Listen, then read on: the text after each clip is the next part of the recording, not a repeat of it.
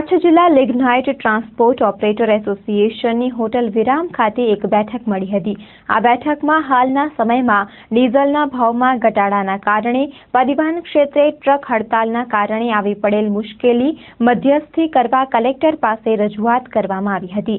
કલેક્ટરશ્રીને પાઠવેલ આવેદનપત્રમાં જણાવ્યા અનુસાર November, December, જાન્યુઆરી માસ દરમિયાન ડીઝલમાં ઘટાડો થયો છે, જે ડીઝલના ભાવમાં 15% જેટલો ઘટાડો થયો હતો। અમો સર્વે ટ્રાન્સપોર્ટર અહીં જે કચ્છ જિલ્લા ટ્રક ઓનર્સ એસોસિએશન છે તેમને અમારો લિગ્નાઇટ ભરવા માટેનો ઓર્ડર આપીએ છીએ। તેમના એસોસિએશન મુજબ અમે ભાડું ચૂકવીએ છીએ। હવે જ્યારે છેલ્લા 3 મહિનામાં 15% જેટલો ડીઝલમાં ભાવ ઘટાડો થયેલ છે, ત્યારે અમોને તેની પાસે 10% જેટલું ભાડું ઘટાડવાની માંગણી 2 થી 3 વખત કરી હતી, જે અમારી માંગણી વ્યાજબી છે, પરંતુ તેઓ ભાડામાં 1 પણ રૂપિયાનો ઘટાડો ન કરીને સંપૂર્ણ ધંધાને બાનમાં લીધેલ છે। છેલ્લા 3 દિવસથી એક પણ ટ્રક માઇન્સ ઉપર ભરવા ગયેલ નથી।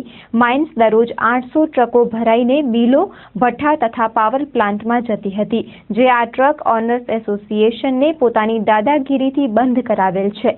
દરેક ગાડીવાળા પણ સમજે છે કે ડીઝલમાં આટલા ભાવ ઘટેલ છે, ત્યારે ભાડા ઘટાડવા જરૂરી છે, પરંતુ અમુક કમિટી ચેમ્બરની દાદાગીરીના હિસાબે કોઈ બોલી શકતા નથી અને તેમની બીકના કારણે તેમની ટ્રકો ઊભી રાખી દીધેલ છે। લિગ્નાઇટ માલ માતાના મઢ માઇન્સથી અપાય છે, ત્યારે ટ્રક ઓનર્સ કમિટીની તાત્કાલિક બેઠક બોલાવી ભાવ ઘટાડો થાય અને વપરાશકારોને પડતી તકલીફો દૂર થાય તેવી સૂચના આપી મધ્યસ્થી કરાય તેમ કલેક્ટર શ્રી MS પટેલને રજૂઆત કરવામાં આવી હતી। કચ્છ જિલ્લા લિગ્નાઇટ ટ્રાન્સપોર્ટ ઓપરેટર્સ એસોસિએશનની મળેલી મીટિંગ તથા આવેદનપત્ર પાઠવવાના કાર્યક્રમમાં પ્રમુખ શ્રી ઇન્દ્રજીતસિંહ જે જાડેજા, ઉપપ્રમુખ શ્રી સતીશભાઈ ઠક્કર, અજીતભાઈ કે જોશી, નરેન્દ્રભાઈ મીરાણી, દિલીપભાઈ શાહ, જયેન્દ્રભાઈ M શાહ, જયેશભાઈ સચદે સહિત અન્ય સભ્યો પણ ઉપસ્થિત રહ્યા હતા। કચ્છ જિલ્લા લિગ્નાઇટ ટ્રાન્સપોર્ટ ઓપરેટર એસોસિએશન જે એક એવી સંસ્થા છે જે કચ્છમાં રોજગારી પૂરી કરતા ટ્રક એસોસિએશનને સાચવે છે અને આમ આદમીને પણ સાચવે છે। આજે ટ્રાન્સપોર્ટ ઓપરેટર એસોસિએશનની અમારી મિટિંગ છેલ્લા 2 મહિનાથી અમે બોલાવી છીએ।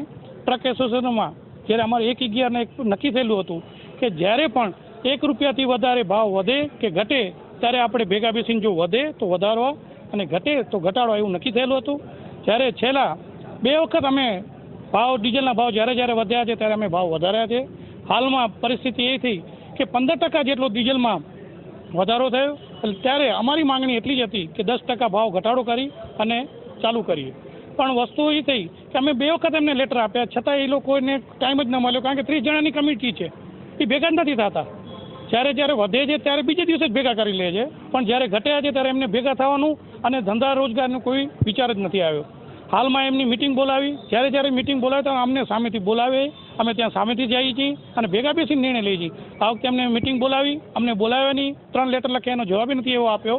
તે છતાં એ લોકો એમ કહે છે કે ભાડા ઘટાડવાની કોઈ જરૂર નથી।